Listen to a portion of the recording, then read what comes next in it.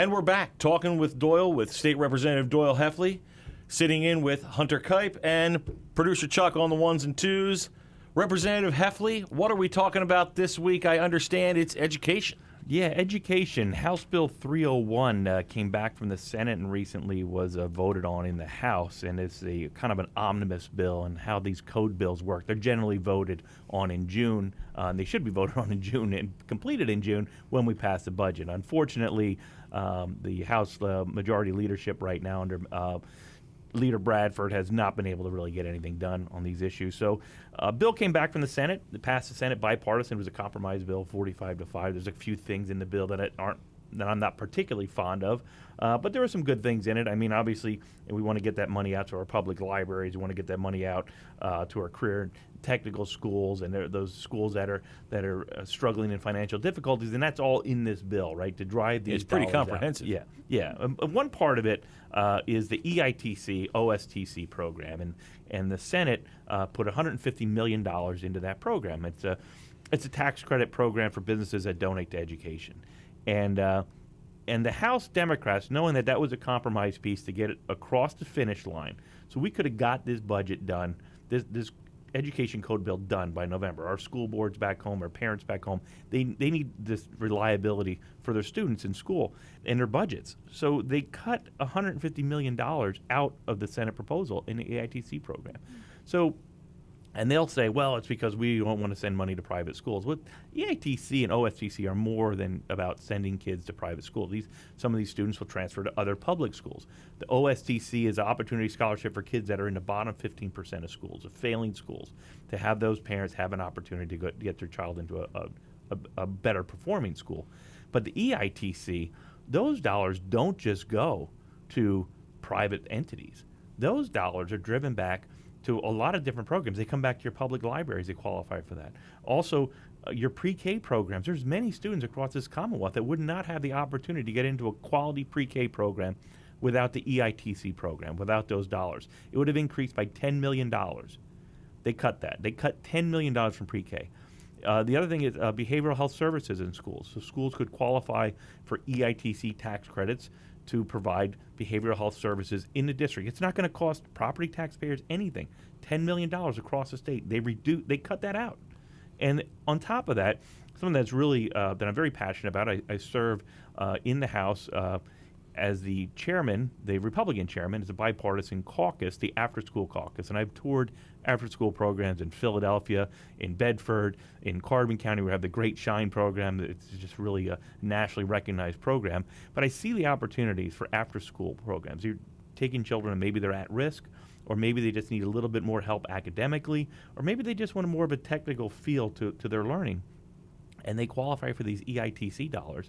$10 million across the state for after-school program, and they cut it out of the budget because I guess it didn't comply with their special interest groups. But these are dollars that come back to our local schools so that we can have an after-school program without raising local property taxes.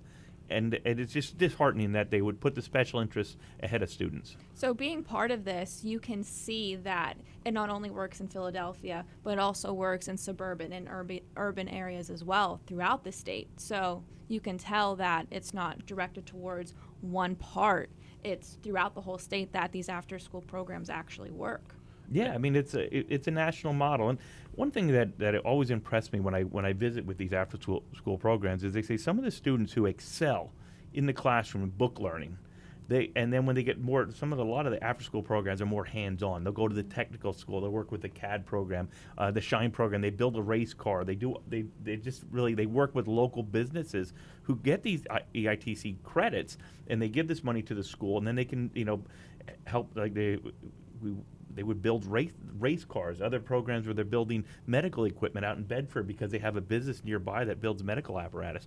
And just to see the kids excel that are more hands-on learning and provide that opportunity, why you would cut $10 million from after-school programs statewide and then say that you're voting for the children just makes no sense. You're not just cutting programs that are hands-on for folks that are more mechanically inclined. It's also really cutting the programs that are for the kids who most need them, the ones who need the after-school program, the ones who need something else to do, who don't have these other opportunities.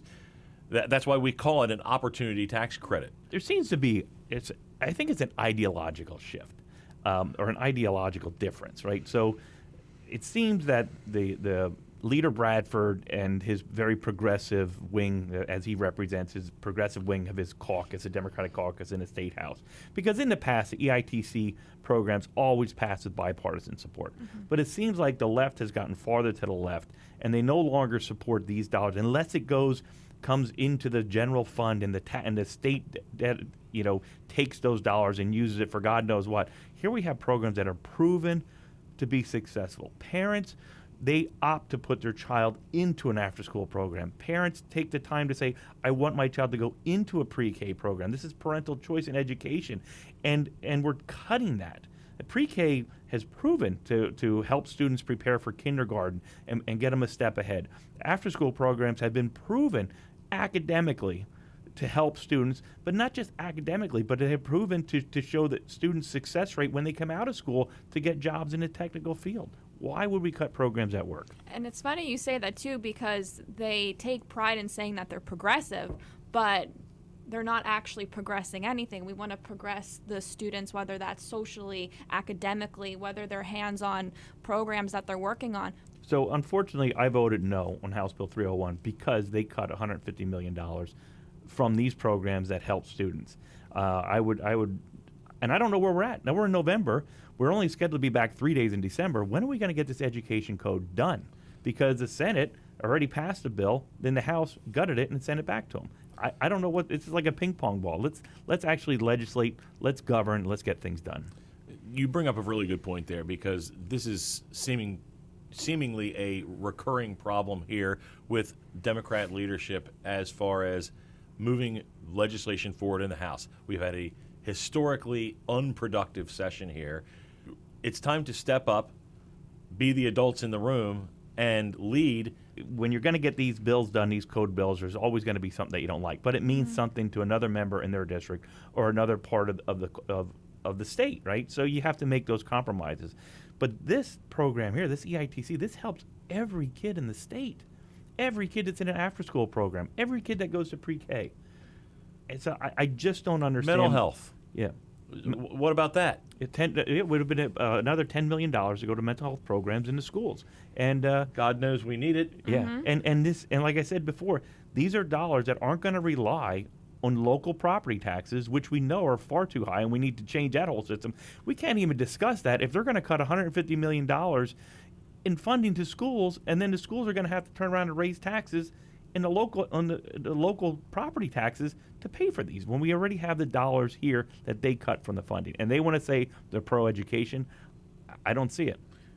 So, if we had our druthers with this, how would you expand? Would you be an expansion of the EITC? Would you be pushing for flat funding? Where do you stand on that? Well, over the last a few budget cycles that we were as a Republican caucus and we had the majority in the House, we always increased education funding. It went up over $800 million under our leadership. We didn't increase taxes. We balanced the budget. We actually had a surplus. We increased education funding by over $800 million, and every year we increase the amount of money going to the EITC program, which goes back to educational opportunities for all students in public and private schools across this Commonwealth.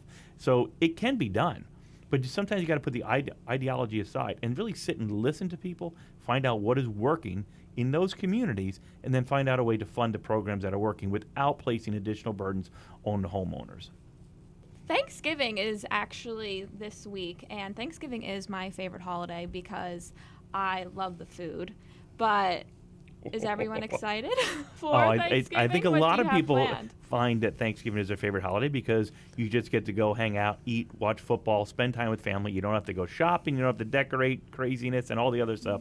And it's kind of a lead into the whole holiday season. So I really want to wish everybody a happy Thanksgiving and spend some time with family and turn the news off and just enjoy.